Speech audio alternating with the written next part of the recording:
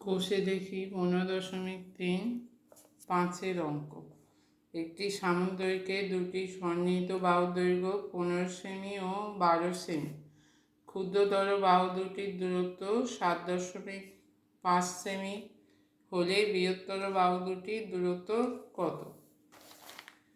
তাহলে প্রথমে হচ্ছে সামুদ্রিক আঁকবো। সন্নিহিত বাহু মানে পাশাপাশি বাহু। সন্নিহিত বাহু দৈর্ঘ্য হচ্ছে 15, 12। তাহলে এইটা হচ্ছে 15 সেমি, এইটা 12।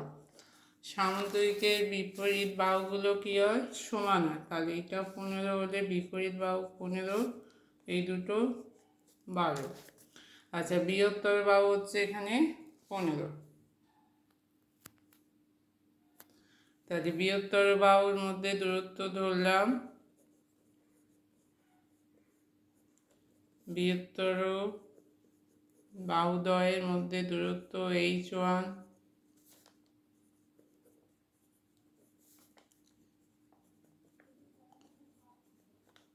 h1। তাহলে বৃহত্তর বাহু 15, এই দুটোর মধ্যে দূরত্ব হবে h1।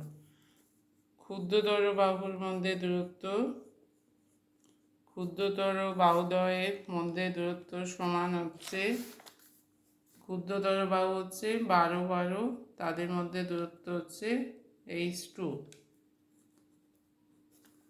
তাহলে ক্ষুদ্রতর বাহুর মধ্যে দূরত্ব হবে h2। এবার বৃহত্তর বাহু মানে 15 সেমি, ক্ষুদ্রতর বাহু 12 সেমি। এবার ক্ষুদ্রতর বাহু দুটির মধ্যে দূরত্ব দেওয়া আছে 7.5 সেমি। তার মানে এখানে ক্ষুদ্রতর বাহুদ্বয়ের মধ্যে দূরত্ব ধরা আছে h2, এইটা সমান 7.5 সেমি। এবার সামুদ্রিকের ক্ষেত্রফল, যদি আমরা বৃহত্তর বাহুকে ভূমি ধরি, তাহলে ভূমি ইন্টু উচ্চতা, তাহলে 15 গুণিতক h1, এটা হচ্ছে সামুদ্রিকের ক্ষেত্রফল। এবার ক্ষুদ্রতর বাহুকে ভূমি ধরলে সেক্ষেত্রে সামুদ্রিকের ক্ষেত্রফল হবে 12 গুণিতক h2।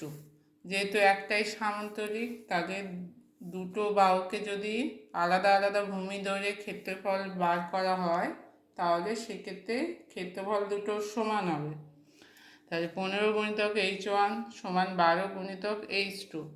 12 গুণিতক h2 হচ্ছে 7.5, 15 গুণিতক h1।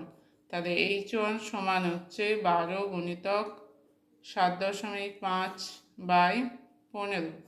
7.5কে 15 দিয়ে কাটলে হবে তলায় 2, 2 দিয়ে কাটলে এখানে হচ্ছে 6 সেমি। তাহলে h1টা কি? বৃহত্তর বাহুদ্বয়ের মধ্যে দূরত্ব। কি চেয়েছে? বৃহত্তর বাহু দুটির মধ্যে দূরত্ব। তাহলে অতএব উত্তর, বৃহত্তর বাহু দুটির মধ্যে দূরত্ব সমান হচ্ছে 6 সেমি।